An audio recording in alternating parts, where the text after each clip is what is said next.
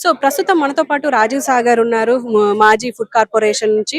Sir మీరు చెప్పండి Praveen pastor గురించి. అంటే ఆయన నిజంగానే హత్య గావించబడితే చాలా లాజిక్స్ చెప్తున్నారు.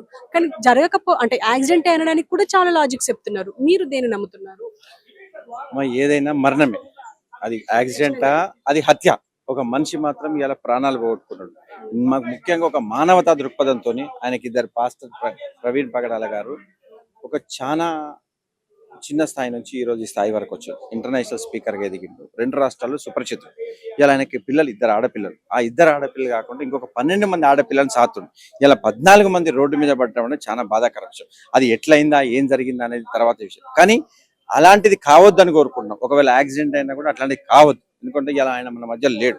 ఒకవేళ హత్య జరిగి ఉంటే మాత్రం ఈ హత్య ఎందుకు జరిగింది, దీని వెనుక కారణాలు ఏంది, ఎందుకు ఇవాళ పాస్టర్నే కక్ష కట్టింది, ఇవాళ ఆయన చేసిన తప్పేంది, ఇవాళ ఆయన ఎక్కడికి పోయినా ఆయన గొంతుతోని ఆ ప్రత్యర్థులను చీల్చి చెండాడుతుండే. ఆయన వాక్యాలు కానీ, ఆయన స్పీచ్ కానీ ప్రతి ఒక్కరిని ఆయన point to point pin point చేసి క్వశ్చన్ చేస్తాడు. అది వాళ్ళు తట్టుకోలేక ఇవాళ మీరు ఒక 50,000 రూపాయలకు కూడా మడ్డలు జరిగేటువంటి రోజులు ఇవి. ఇవాళ అట్లాంటి ఇంకా మతాలు, మత ఘర్షణలు అనేవి చాలా ఎమోషన్ క్యారీ అవుతాయి. ఎమోషన్స్ ఉంటాయి. పైసల కంటే ఎక్కువ ఈ మతాల మధ్యలో ఎమోషన్స్ ఎక్కువ ఉంటాయి.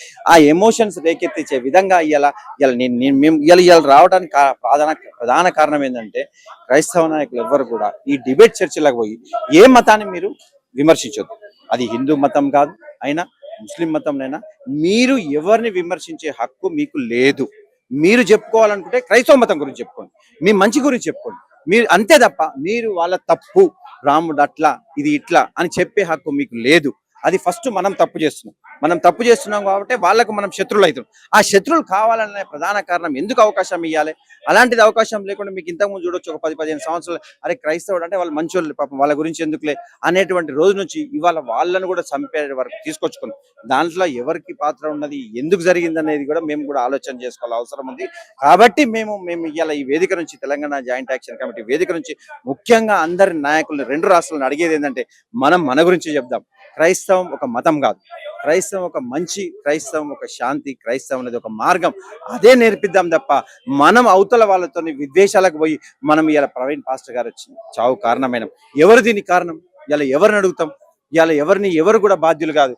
దీని వెనుక కారణాలు ఎంత ఎత్తుకున్నా కూడా ఇలా ప్రవీణ్ గారు మన ముందు లేరు. కాబట్టి మేము కోరుకునేది ఏంటంటే ఎవరికి కూడా అవతల వ్యక్తిని కానీ, అవతల మతాన్ని విమర్శించే హక్కు మాకు లేదు, వాళ్ళకు కూడా లేదు. అది మేము నేర్పుతున్నాం. ఆ విధంగానే ముందుకు పోవాలని ఈరోజు ఇక్కడికి వచ్చి ప్రెస్ మీట్ పెడతాము. కాబట్టి మేము ఎవరికి కూడా ఖచ్చితంగా అది హత్య ఎందుకోసం అంటున్నంటే, ఒక పాస్టర్ చచ్చిపోతే మీరు అడిగినారు, దానికి రీజన్స్ ఉన్నాయి, దీనికి రీజన్స్ ఉన్నాయి. నేనేం అడుగుతున్నా అంటే, ఒక పాస్టర్ చచ్చిపోతే ఒక 200 మందో, ఒక 500 మందో, ఒక 1000 మంది వస్తారు. ఎందుకంటే ఒక పాస్టర్ ఆయనకున్న లిమిటేషన్స్ ఉంటాయి, ఆయన సంఘం వాళ్ళు మాత్రమే వస్తారు. ఇవాళ ఆ వాళ్ళు కాకుండా ఇవాళ తెలుగు రాష్ట్రాల క్రితం 2 రాష్ట్రాల నుంచి కదలని క్రైస్తవ నాయకులు లేడు, కదలని సంఘ పెద్ద లేడు. ఎందుకు? అలాంటి పరిస్థితి అక్కడ ఏర్పడింది. ఇలా చూసిన సీన్ ఆఫ్ అఫెన్స్ దగ్గర చూసిన ప్రతి ఒక్క గుండె కొట్టుకుంటా ఉంది. ఇలా లక్షల గుండెలు కొట్టుకోవడానికి ప్రధాన కారణం అంటే, మనసుకు తెలుసు, ఒక సిక్స్త్ సెన్స్ తెలుస్తుంది, ఇది మంచి అయిందా చెడు జరగబోతుందా అని. అది చూడంగానే ప్రతి మనిషికి ఒకటి తప్పు చెప్పొచ్చు, 10 మంది తప్పు చెప్పొచ్చు. ఇంతమంది లక్షల మంది అయితే రారు కదమ్మా, ఎవరిని మేము తోలిచ్చింది కాదు. కాబట్టి నేను అనేది ఏంటంటే, ప్రతి గుండె కొట్టుకుంటుంది కాబట్టి ప్రతి గుండె వెనక బాధ ఉన్నది. ఆ బాధను మళ్ళీ ఇంకొక పాస్టర్ను గుండె కొట్టుకోబోద్దు, ఇంకొక పాస్టర్ బలి కావద్దు, ఇంకొక పాస్టర్ జీవితం నాశనం అయితే వాళ్ళ కుటుంబాలు రోడ్డు మీద పడతాయి, వాళ్ళని నమ్ముకున్న వాళ్ళు రోడ్డు మీద పడతారు. కాబట్టి మేము కోరుకునేది ఇలాంటి పరిస్థితులు 2 ప్రభుత్వాలకు చెప్తా ఉన్నాం. ఇలాంటి చర్చ చేసే మా వల్లనైనా తప్పే, ఇంకా ఎవరినైనా కూడా మీరు శిక్షించండి, మీరు వాళ్ళని పిలిచి కౌన్సిలింగ్ ఇవ్వండి. మా దగ్గర ఉన్నారు, మేము చెప్తా ఉన్నాం, మేమేం పోయి డీజీపీ గారు కంప్లైంట్ ఇద్దాం అనుకుంటున్నాం. ఇలాంటి చర్చలు చేసే వాళ్ళని మీరు పిలిచి కౌన్సిలింగ్ ఇవ్వండి. అన్ని 3 వర్గాలు, హిందూ, ముస్లిం, క్రిస్టియన్, ముగ్గురిని పిలిచి కౌన్సిలింగ్ ఇవ్వండి. మీరు ఎవ్వరు కూడా డిస్కషన్స్ ఓపెన్ గా చేసుకోవద్దు. చేసుకోవడం వల్లనే గొడవలకు తారదీస్తున్నాయి. ఇవాళ దీని వెనుక ప్రధాన కారణం అదే. కాబట్టి అలాంటి జరగొద్దన్న ఆలోచనతో ఇలా ప్రెస్ మీట్ పెట్టాను. ఖచ్చితంగా చాలా మంచి విషయాలు చెప్పారు సార్. అండ్ ఎందుకంటే నిజంగానే ఇవి మేము కూడా యాక్సెప్ట్ చేస్తాం. ఎందుకంటే ప్రతి ఒక్కరు మతాలు రెచ్చగొట్టేలాగా, అటు హిందూ గాని, ముస్లిం గాని, ఇటు క్రైస్తవుడు గాని ఖచ్చితంగా చేస్తున్నారు. ఒకళ్ళు రెచ్చగొట్టగానే ఇంకొకరు రెచ్చగొట్టేస్తున్నారు. సో కానీ ఇందులో ముఖ్యంగా మీరు అన్నట్టుగా చాలా లాజిక్స్ ఉన్నాయి. ఇందులో ముఖ్యంగా నేను అడగాల్సింది ఏంటంటే, ఇప్పటికీ రిపోర్ట్ ఇంకా రాలేదు. జరిగి 3 days అయిపోయింది, ఇంకా రిపోర్ట్ బయటికి రాలేదు. ఈ పోస్ట్ మార్టం రిపోర్ట్ వస్తే గానీ మనకు ఒక క్లారిటీ వచ్చలేదు. కానీ అప్పటి వరకు దీన్ని హత్యగానే భావించాలి అని చెప్పేసి అందరూ అనుకుంటున్నారు. నేనేమంటున్నామా, ఇవాళ ఉన్నటువంటి ఏఐ టెక్నాలజీ వచ్చిన రోజులలో సాయంత్రం పోస్ట్ మార్టం అయితే ఒక గంటలో 2 గంటల రిపోర్ట్ వస్తుంది. ఇవాళ తాత్కాలికం లేట్ చేస్తానికి ఒక రాజకీయం కానీ ఒక మనిషిగా ఆలోచన చేస్తే లేట్ ఎందుకు జరుగుతుంది? ఫస్ట్ ఏదైనా జరిగినప్పుడు ఆ పోలీస్ స్టేషన్ పరిధి కానీ హాస్పిటల్ కానీ డెడ్ బాడీని అక్కడి నుంచి పంపించేస్తారు.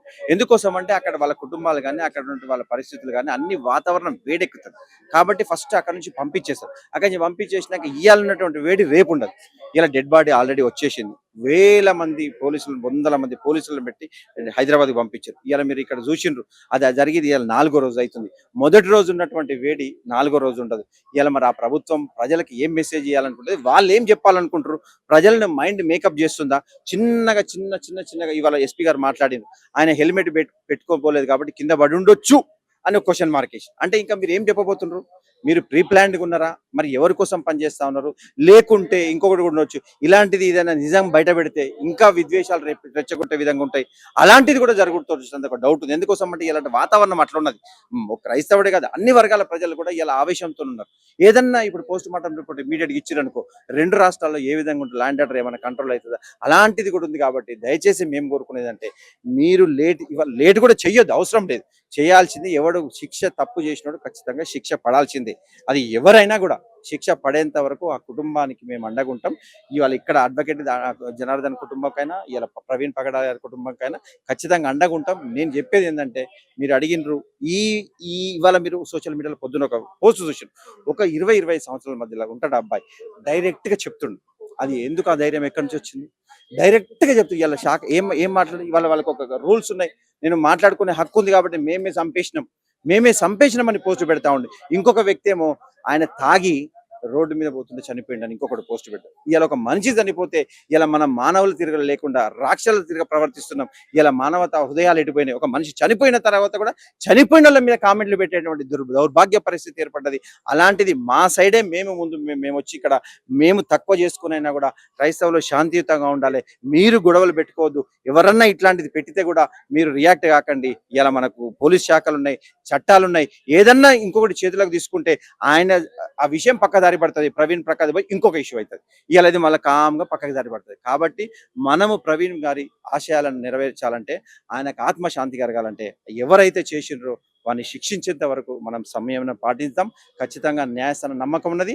ఇదంతా చూసి కూడా ఎక్కడో వేరే దేశంలో ఉన్నటువంటి కావేడి శ్రీనివాసరావు గారు వాళ్ళ న్యాయవాదుల నిపుణుల బృందాన్ని పంపించి ఖచ్చితంగా వాళ్ళ కుటుంబానికి అండగా ఉండాలని మాతో పాటు ఇక్కడ వచ్చి ప్రెస్ మీట్ పెట్టిండ్రు. వారికి కూడా ధన్యవాదాలు తెలియజేస్తా ఉన్నాం. ఇలాంటిది రాబోయే రోజుల్లో జరగకుండా మేము కూడా మా తరపున కృషి చేసుకుంటూ 2 రాష్ట్రాల ప్రజలు, అన్ని వర్గాల మతాల ప్రజలు సంతోషంగా ఉండాలి, మంచిగా ఉండాలని కోరుకుంటున్నాం. Thank you very much. So చూసారు కదా, మొత్తానికి అంటే రాజీవ్ గారు మంచి మెసేజ్ అయితే ఇచ్చారు. ఎందుకు అని అంటే, ఖచ్చితంగా 3 వర్గాలు, అటు మా మతం గొప్పదంటే మా మతం గొప్పది, మీ దేవుడు ఇట్లా అంటే మీ దేవుడు ఇట్లా అని చెప్పేసి చాలా వరకు ఇలాంటివి చర్చలు జరుగుతున్నాయి. ఇలాంటివి ఆపేస్తే ఇప్పటికైనా చాలా హత్యలు ఆపగలుగుతాము అని చెప్పేసి అని అంటున్నారు. ఏదేమైనా ఇప్పటికీ ప్రవీణ్ పగడాల పాస్టర్ కి ఖచ్చితంగా న్యాయం జరుగుతుంది అని చెప్పి ఆశిస్తున్నారు. అయితే అది పోస్ట్ మార్టం రిపోర్ట్ వచ్చిన తర్వాత ఏం జరిగినా సరే మేము యాక్సెప్ట్ చేస్తాం. అండ్ ఒకవేళ ఖచ్చితంగా హత్య అయితే వాళ్ళకు ఖచ్చితంగా శిక్ష పడాలి.